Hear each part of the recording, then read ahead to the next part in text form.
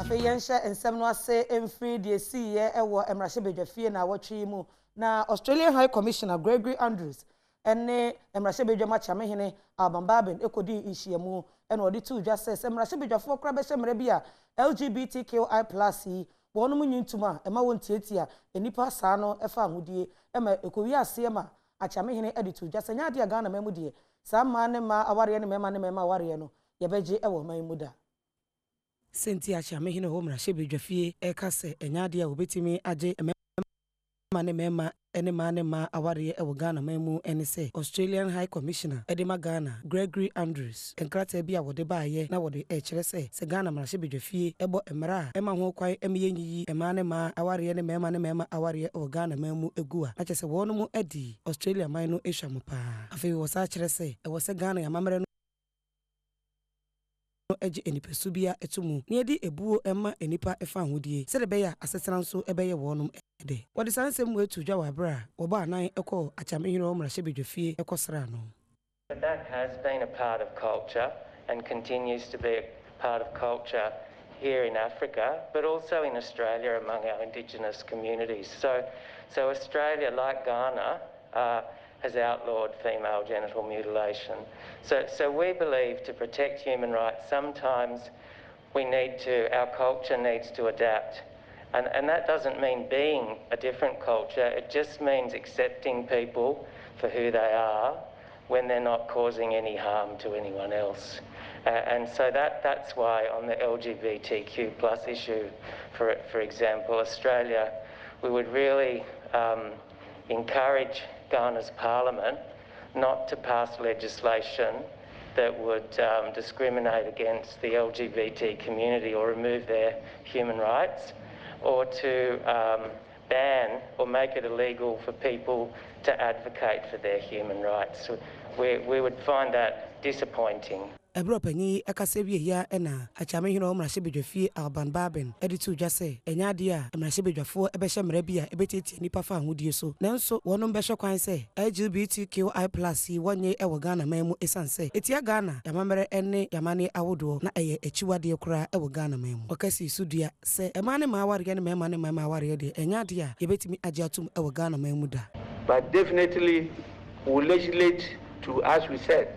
ensure that our culture and traditions are not violated. Definitely, that is something that we see as an abomination. It is something that we abhor, and therefore we will continue to go according to our culture. We will definitely not want to go to Europe and try to impose on them something like polygamy. We will not do that. And I don't think that what you're doing is a matter of advocacy. And we need to be clearer, like you have done today. We have to be clearer on how we put across our message. Nobody will do anything to violate the human rights of any person. That is not the purpose of the legislation. But the purpose of the legislation will be actually to save and enhance and secure our own values, our principles, the cultural ethos of the Ghanaian. And that is where the legislation would be. And so, as you have succeeded in Australia to be able to gel the few of you that are now alive with the other tribes that have come to the country. Yantoa ensem no so na wopanyini a wonu mabo ne din se wo mehwe Ghana yesika sam so ene yewura kanoforiata na watwi na wokototo na no asem ewieye appointment committee wo mrahye bedwam etoto na no asem ewieye pe mrahye bedwafo age atum so opanyini onkodi ne dwuma se Ghana sika sam so afo panyini a wodadom kumana no Haruna Idrisu editu dwa se emfa ho se appointment committee no ama kenoforiata kwan se obetimi ayesoafo no ne dwuma wodi yesesoafo no enyade a eso wonu mani Haruna Idrisu esan so editu dwa se ehun behia se wonum behhyase ehwehwemu afa Ghana Revenue Authority for contract bi a wonum edema Mrs. McKinsey & We have accordingly recommended that he be approved by consensus. But Mr. Speaker, it does not mean that we are satisfied with his performance as finance minister. he probably will go and bear the brunt of his mismanagement of the Ghanaian economy in the last 4 years. He will bear the brunt of his inability to reconcile his fiscal data. He will bear the brunt for not providing enough details of how much the Bank of Ghana financed the government of Ghana in the 2020. He came to Parliament for just 10 billion, but by his own answers, Mr. Speaker, as captured in the committee report, he could relate to 22 billion. Where did he get authorization to get 22 billion from the Bank of Ghana for purpose of government financing? Enwachi ena opanyini a Adom Kasee na no osaiche mensa bunsu ensu yi mashebedwani no ano se contractor efa McKinsey ho no oswafo no de anu yie ama Public Interest and Accountability Committee no dada. The minister has responded to them and we have served the response to honorable members. In particular, in respect of the McKinsey contract with GRA, the Public Interest Accountability Committee reconciliation of the oil revenues, the list of persons recruited by the ministry as directors during this first term, and finally, the Public Procurement Authority savings.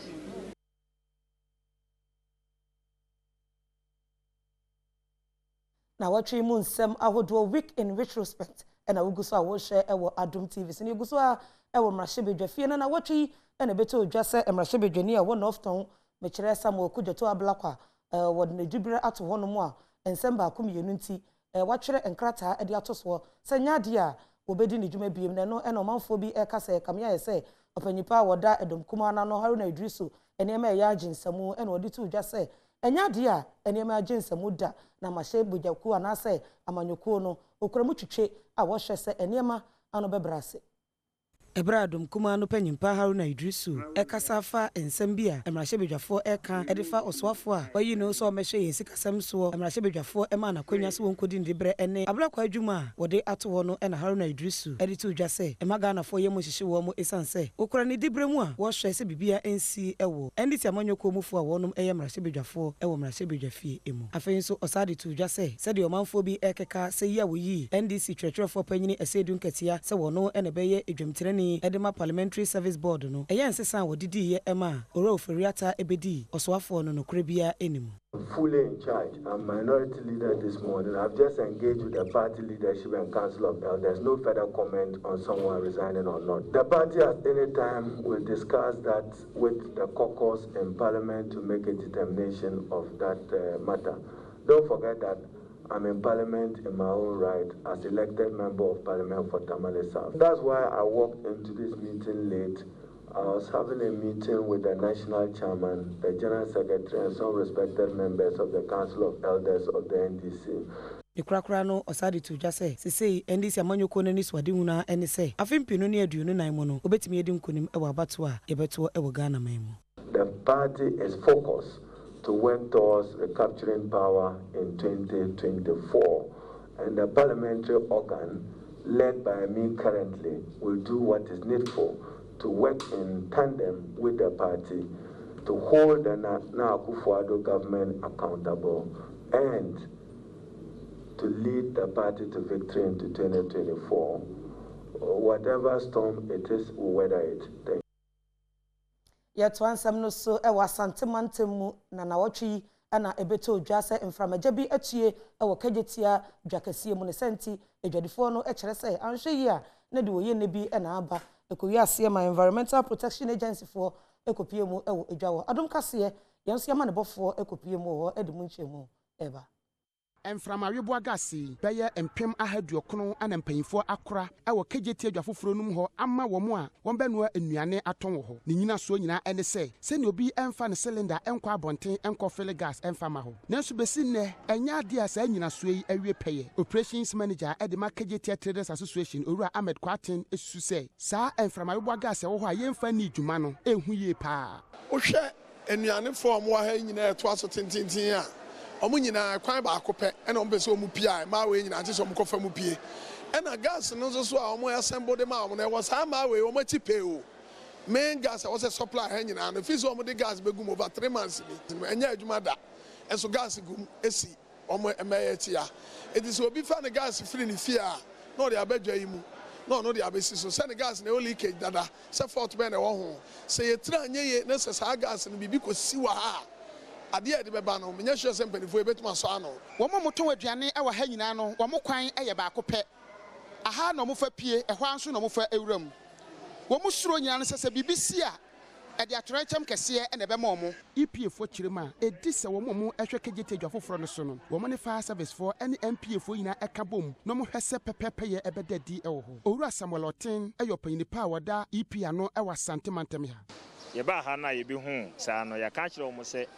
ese se wo mo ko MPA ene National Fire Service na eniem ese se wo mo di gu akwa mu ansa no mo timi ayusu no o mo aye isan se the first one gas ye hweso and say your bohon ban is different from the normal petroleum activity because and on a risk very high. Consultant Edema Brazilian construction firm contractor Ora Imano Danso Echrema answer no the gas and air bedroom honor as she be a fabambo who be omudigu akwemu womane EPA4 fire service for nyina ekabomu and two sa anamompano. Be even phase 1, 2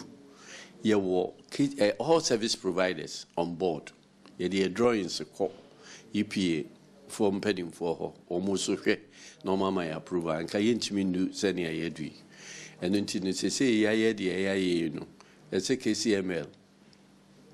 Ye no more and answer almost a maintenance team. It take you full control. Adom Kasee ekopie e wo ho no baabi a emframayobo gas na e wo no na amanfo edidwa ebemben ho eno nti opanyinipa a woda nadimo ano e wasantemantam ha owu akwabran senkyire e de ato edwa se animanim ya no ediso mu tuo mu nyina efiri ho na atorancham kese bi ama. There's nothing to scare about. Na ye valve no e no mu change no. Until eventually once a product e water tank ni mu de obeti some sense. Na mimi problem as a disaster manager ne say looking at baby a tank this year, no, any baby a trotro station war, it just less than 3 meters. It shouldn't be. On the cars packet, 2 musie no ne smoke no be also an spark plug. It tija motorbike is switchem, which is more dangerous. And I want to say you bought illegal structure container. Be I'm afraid you say the money me my engineers and me in gate in na nemu free. Aha. Eye kejeti adwafofrom nana awuku denchembo amane ebon emframayobo gas misumidin e de akua echa oyi akwame e na mekenkan Kasee yi e de ama oyentoa ensem no so omanfo wonum e wo sehwe bonzan aya no wodwabo so mansinimu e kire se akonfrowanfo e to hye wonum so da enye se wo yawa de awie kura no wojawa mo akoro anhwe yi a oto mo na ebimu so konkumom ne senti odade sede e to ahobomboko anim se won sha ahobambo semu ekena e wo won mansini no emu omanfo wonum e wo sehwe bonzan no e wo dwabo so mansini a e wo atoyeti fimantem ekiremu akonfrowanfo atohye won so enene da ne senti odade sede e to posi adwumayeko no anim se dwuma wodi e wo dwabo so mansini ne mpotemu no won hye mu kena woni Adom Kasee atwetwem komo no wo kiremu se akronfo yi enye se wo ba won kura hwe otimi kura kotukuro etuo ene niema ano onam a wanhwe yi a wonum e de bepra wo we dance ya da na na gu abonten wa da to upunu so ade be tene omagbo ahye ho awia epunu omumie ani omum twetwa omo seka twetwa omo afa oniema anasa wo fon a no mafa o ayi usika no mafa ebi won so kwa na yedi waka ho nti yesra ban se omo aye na yenkyere nkrofo omo okrom he omo bossa abro no omo bossa akro no yes ne ha obeti say afo bi ade a on say ha akoyo kuyafo Sanka obeti say afo bi ade a na ye banchen ana abode ene de woda ho ade be chi na wo proda so obo wo kra itumi tu mpoma ni nyina obo wa motorbike obo say age obo wa kwan so titiri yenuan ma ye gold adwuma yi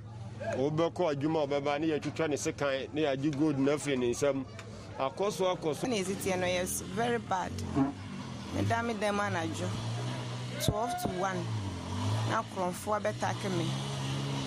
aje me ho ne ma nyina adan yo mo se me ye mo ba ma ne nti me fa me sika ne mla ka show me se oh scan de ne bank fo sika de ko bank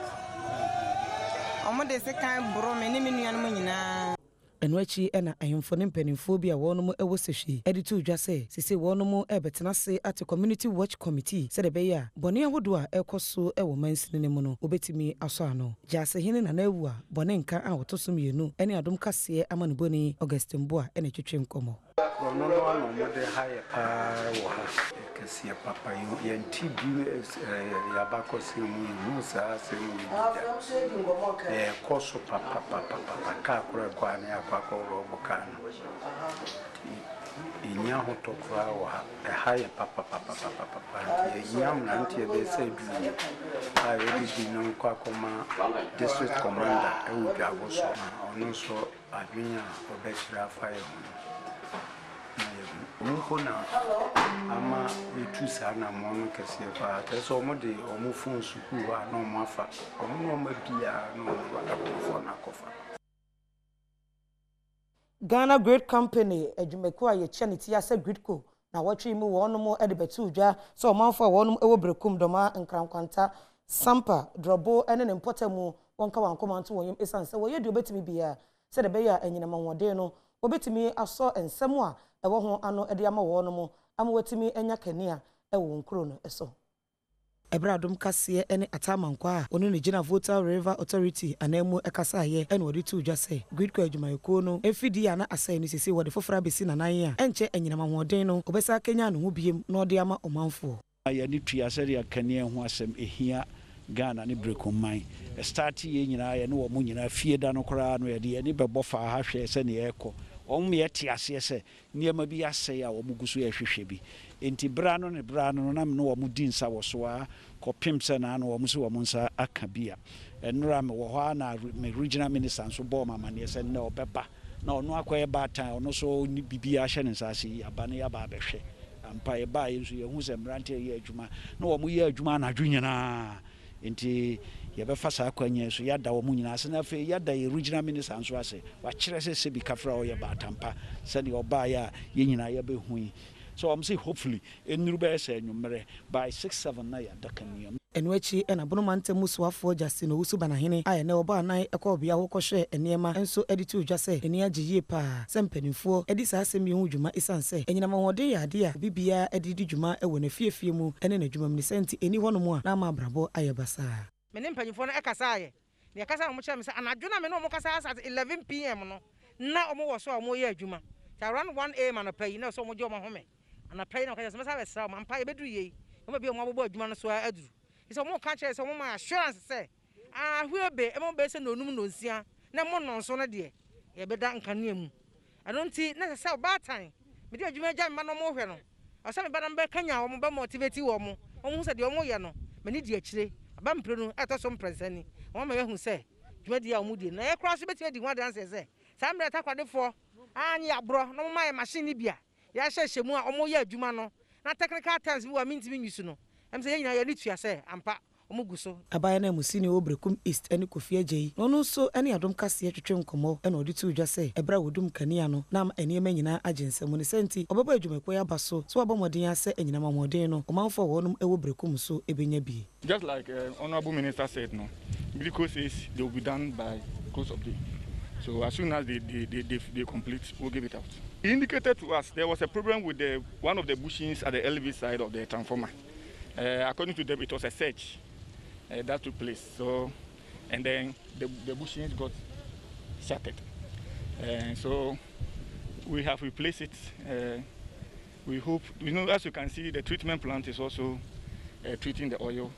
And we want to do it online so that it can be fast-tracked. Because the people who are out there, they need light. Enyina mahoden a ɛwɔ brekum ne mpɔtamu no efiada obeni bosomi de to so dunku no afimpinu ne aduonu ba komu ɛna ɛtekɔ yɛ ɛwɔ brekum sampa dɔma nkrankwanta ɛne adabo kurom asese mpanimfoɔ ɛne hyehyɛ egu akwamu a obɛsɔ ɛde ama wɔn mu Ghana Water Company Limited wɔn so ɛde betu dwa na wɔtwi mu sɛ ɛso Kasee mienu a ɛwɔ asantemantamu a ɛma wɔn mu ɛwɔ Kumase nsuo no anhwɛ yi ano watum esan sɛ ɔmanfoɔ bi ɛne yɔyɛ ɛne nneɛma bi a wɔyɛ wɔ nsuo no no enya de a ɛma nsuo no adwuma a ɛwɔ sɛ di no etimi ɛyɛ Matthias Chobe ɛka nipa a wɔn asantemantamu a wɔdan Ghana Water Company ansa na wɔnya nsuo ɛde adi wɔn dwuma wɔde ato dwa sɛ kɔba sɛ Ghana Water Company adwumakuo no ɛto barakɛse ɛne wɔ abedam no mu a ɛne n'ani bɛhahan ama afoforɔ nso ɛka ne ho no wɔn nso akɔ ahohiahia mu. Hardwin pa since you are supply communities bebree there ni say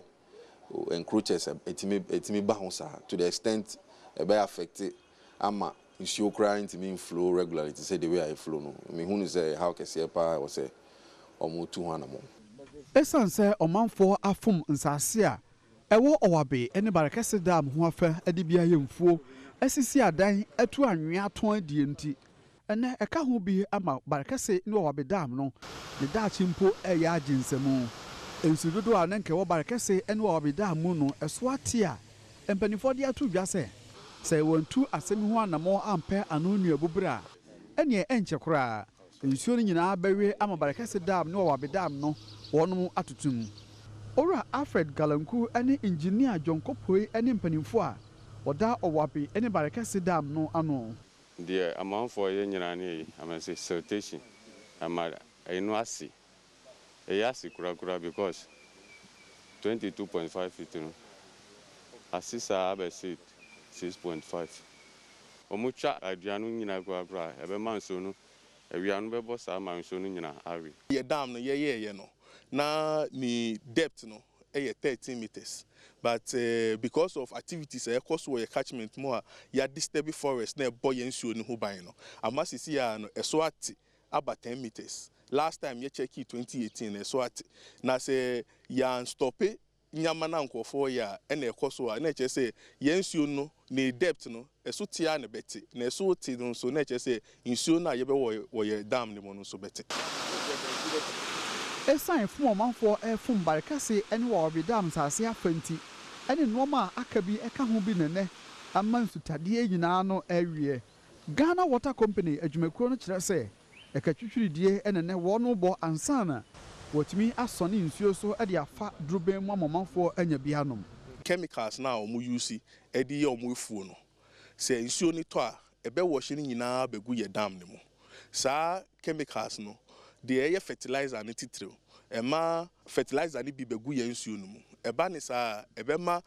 algae eba ye nsuo no mu eye saa ema ye color ni ye stability ni koso ena ema ye nsuo ni treat no eye den we eka ho bi na de hia won wo kuma titiru owura Matthias Chobe ene afoforo bi enya nsuo mfani wo mudwuma wani apoto won mu ho ewura fi we mu no supply no enhye da enye flow to say the way na etie first no ebia na ebeba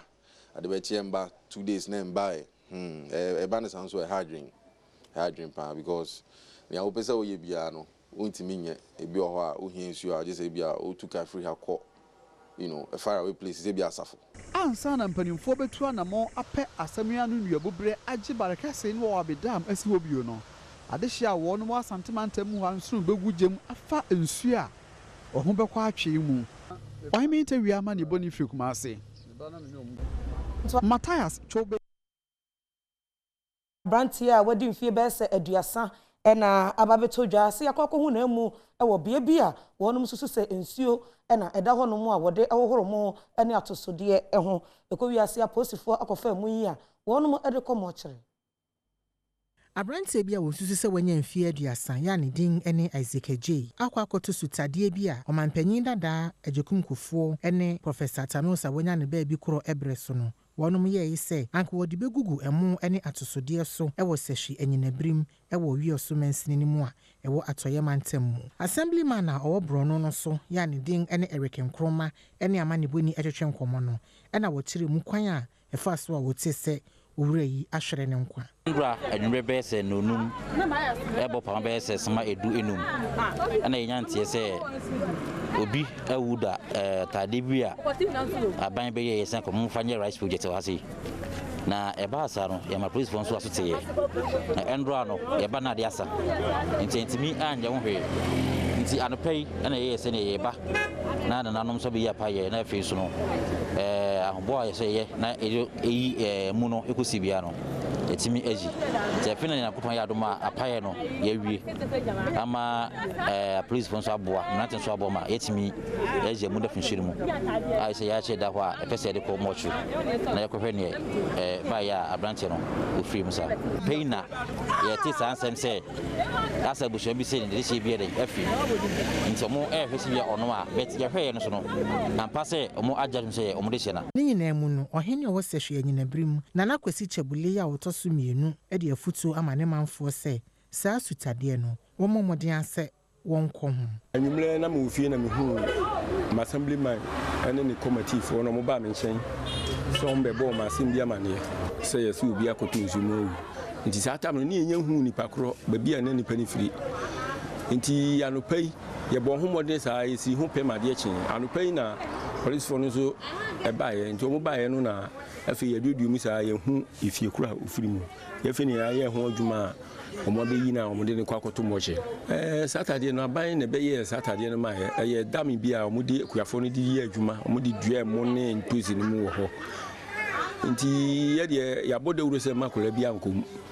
na wei no yɛhu kwankora a ɛfa so ama akola no kɔ hɔ yɛmɔnwura anigidie mu nsɛm na sɛ wonim sɛ ɛba no anigidie mu nsɛm di a enipa baako pa wɔtena adwa mu a enipa nyinaa enegye ɛyɛ sister Sandy bi ɛyɛ guy na anwumre yi wɔde ne dwumadi foforɔ kora wapa ho ntoma ahosɛpɛ extra ɛna ɛba Adom Kasse yɛ bopene no ebusa ne sɛde dwumadi no besi akɔ na sɛ ɛna wɔkyerɛ mu wa besi a wɔkyerɛ sɛ wɔyɛ Ghana de hye kronkron sister Sandy so bi a show program no kwa me da de lumpa me hwɛ we are tough. Oma adehye ya chia momosom for sister Sandy be your guy na Kasee. And some this is entertainment industry ne meje ho e bo madam. Wo free here Joy News meboa. Wo free here Adom TV. Wo na wo free Inshira FM no 104.5. Ja mo ye tough. Adom FM batamon kapa. Mo headlines singina eya etisi akwem. Eya ye entertainment Ghana de obi anim say entertainment de. Eya go can say me producer no what I say I am entertainment okwa hashtag no I am entertainment na nya numdwa me be say o go entertainment ye bibia bi na em say de ye wo eye bedwam so ya hosepe no akoba ne say esuamo mo esukomo de omo mo pemo na ye ti omo sufre no instead of saying ke be tinimu oye morning show no say morning show de enti ahye that tie no nko aho na guess what ye de ahye weekend Saturday night oh Saturday night 8 to 10. We are no do TV no na what yes town. Yeah, the Jews entertainment on TV so 8 to 10 Saturday bia the aka the audio kokrom kwajiwani. I say I was pay na wo bedwam so no 20 minutes pay. Into we na 2 hours. 2 hours sana. Yo. We extraordinary. Remember say my jeje ho bebre. Say am say eh. Na wa wo share promo no Harrison Davis motorbike. Yo, mun share Saturday. Sister Sandy me boy Saturday. Also about 6 Abusia ahana na watwe mu nsɛm ahodo a esisi ya yeboaboa no mede ebesie wa wo ofia wo hwe bi ma me da papa sɛ wo je bre na wo ne me che Adom TV Premotobre Kasse Kasee mo boafo nyina nso me da mas sound camera director ene editors obi pia me da mu nyina asefa se da ma GTP wono mo ene ma me ntoma ena me amekenkan Kasee yi ede ama me din ede akua echa oyi akwan makramo